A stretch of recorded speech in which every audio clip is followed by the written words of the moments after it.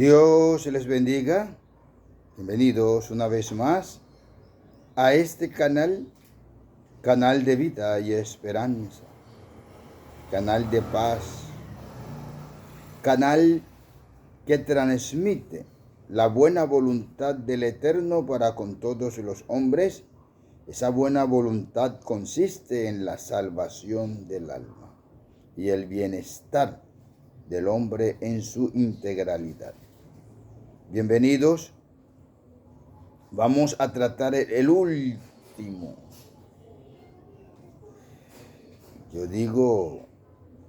equipamiento que debe tener el cristiano para avanzar en medio de la batalla que en cierta forma no la lleva el cristiano en sí mismo, sino que el Eterno mismo es en él el todo, por todo y para todo.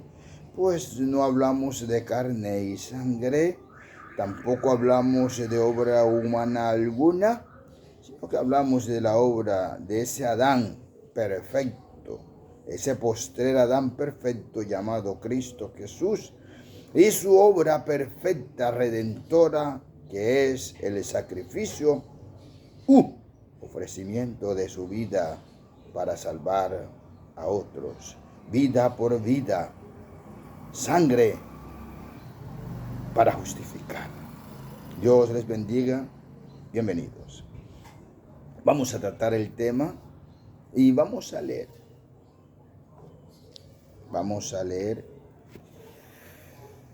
Efesios capítulo 6, versículo 17. La espada del Espíritu. Leamos por favor Efesios capítulo 6, versículo 17. Ya con este tema cerramos el ciclo de compartir de las Escrituras en lo referente a la armadura de Dios. Bien, leamos por favor. Tomad el yelmo de la salvación y la espada del Espíritu, que es la palabra de Dios. Y tomad el yelmo de la salvación y la espada del Espíritu, que es la palabra de Dios. La espada del Espíritu no está diciendo tomar la espada, no. La espada del Espíritu. Es decir, la propiedad no es nuestra, sino que la espada del Espíritu es espíritu y es espada. Es defensa y es la que asesta el golpe letal, a fin de que nosotros seamos más que vencedores por medio de aquel que nos ama. Fíjese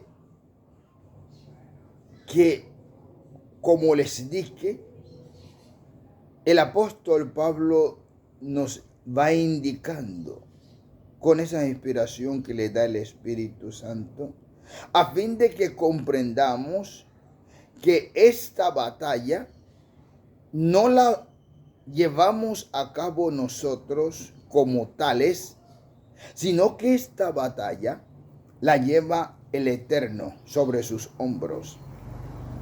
Él, en su buena voluntad, decidió morir por los hombres a fin de que los hombres obtengan salvación. Resucitó a fin de que los hombres obtengan justificación.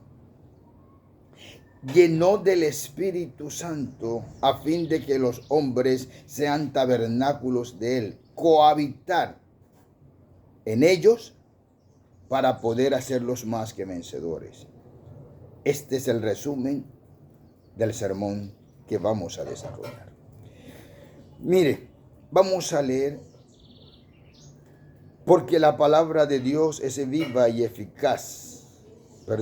Hebreos 4:12. Hebreos 4:12. Porque la palabra de Dios es viva y eficaz, y más cortante que toda espada de dos filos, y penetra hasta partir el alma y el espíritu, las coyunturas y los tuétanos, y discierne los pensamientos y las intenciones del corazón. Y discierne los pensamientos y las intenciones del corazón. Pablo, a fin de enseñarnos de manera debida y certera, toma toda la estructura del ser, del ser físico, para en esa analogía eficaz, por cierto, darnos a entender y comprender que la palabra tiene el poder en sí misma para saber todo lo que hay en el hombre, y a su vez no solo se queda con saber lo que hay en el hombre, sino que le da facultades al mismo para hacer uso de esta herramienta, no por fuerza propia ni por voluntad propia, sino que el mismo Jesucristo que mora en él le permite hacer uso efectivo. ¿Y qué se necesitaba para hacer uso efectivo de la espada? El soldado romano debía estar entrenado. Su entrenamiento era arduo, fatigante, extremo. Sin embargo, cuando pasaba este entrenamiento, era un soldado temible en el campo de batalla. Ejemplo de ellos fue Augusto César, emperador romano. Se tenía por cruel, decidido, no dudaba. Si tenía que asestar el golpe mortal al enemigo, lo asestaba sin duda alguna. Inmisericordia, duro. Había sido entrenado para eso, para un hombre en el campo de batalla. Lo mismo podíamos decir de Nerón y otros más. Calígula y otros más. Porque es necesario que el hombre que entra al campo de batalla, en el aspecto natural, sea debidamente entrenado para asegurar el triunfo del imperio a quien representa. Nosotros somos embajadores del reino de Cristo. Y como embajadores del reino de Cristo, o del reino de los cielos, nuestro equiparamiento no procede de una orden humana, de un orden humano, de una asociación humana, de una tripartitud humana, es decir, de una unión de poderes. No. Nuestra capacitación, formación y posterior erudición procede de aquel que dijo: he aquí vienen días en que ya no escribiré mi ley en tablas de piedra, sino que las escribiré en las tablas del corazón, en donde el corazón no es el músculo de carne que tenemos en medio del pecho, al lado izquierdo del pecho, como uno lo dice. No. Se refiere a la estructura espiritual del hombre, una estructura espiritual tal que sea sustentada, cimentada, consolidada por el Espíritu Eterno, Espíritu Santo, que reposará en nosotros. Bendito el Señor Jesucristo. Vamos a leer, por favor. Vamos a leer. La Escritura es nuestra guía, nuestra luz y nuestro estandarte, porque ella nos da la victoria. Vamos a leer. Colosenses, capítulo 1, versículos 26 y 27. No crea que soy muy ingenioso y me aprendo todo.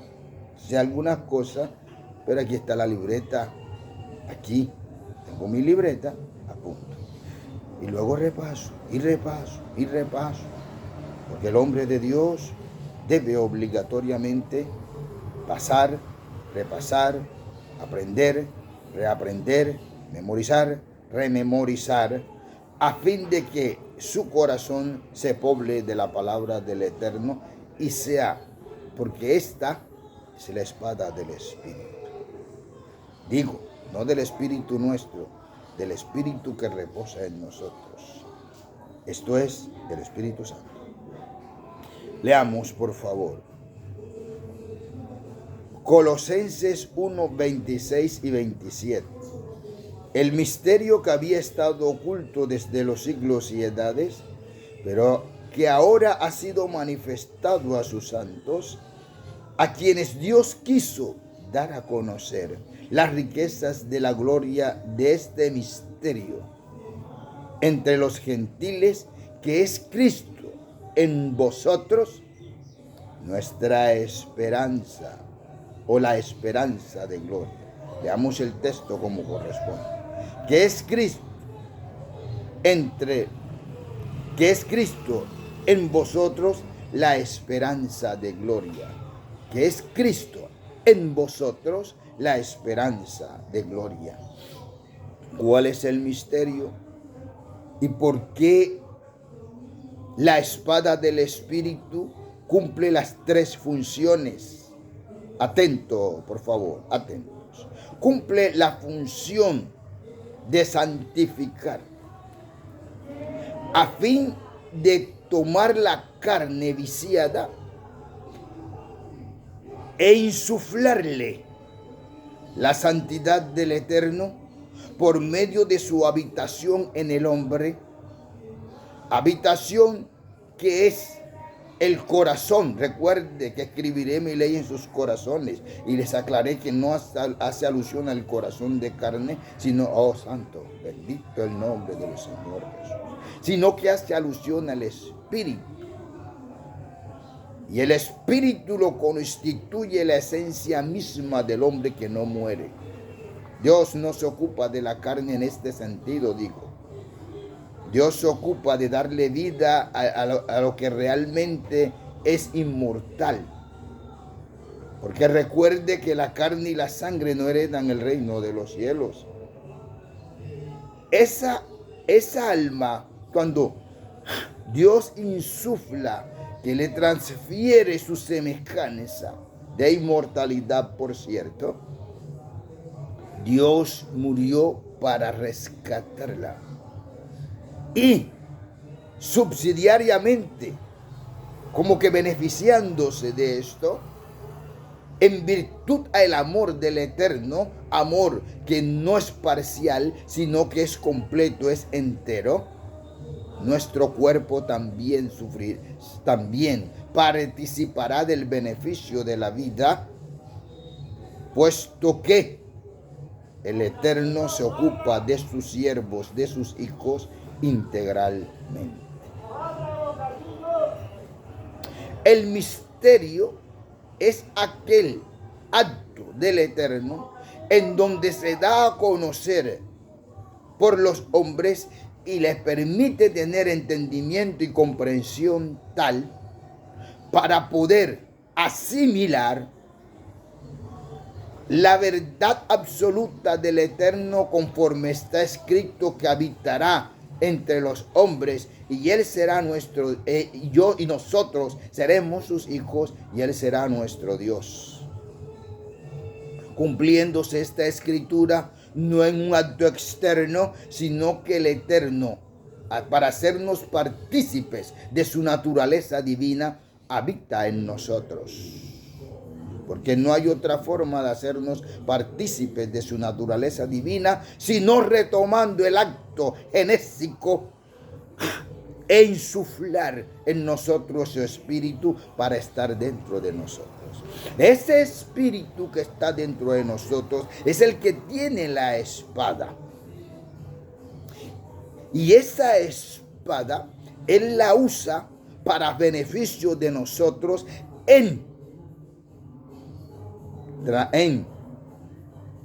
voy a usar el término transformación, aunque en realidad no es transformación, sino que es la reivindicación de la carne en el reino de los cielos por medio de la obediencia a esta palabra, que el mismo Espíritu nos ayuda a obedecerla. Por ello es que es espada, porque el Espíritu gime con gemidos indecibles ante el Eterno, para que esto mortal sea absorbido por lo inmortal. Levantemos nuestros brazos y digamos: gloria al Eterno por su bondad, misericordia y amor manifestado en la cruz del Calvario. Ese misterio es el que nos ha sido revelado y que muchos no comprenden y les parece imposible que Dios habite en los hombres para santificarlos y posteriormente presentárselos a sí mismo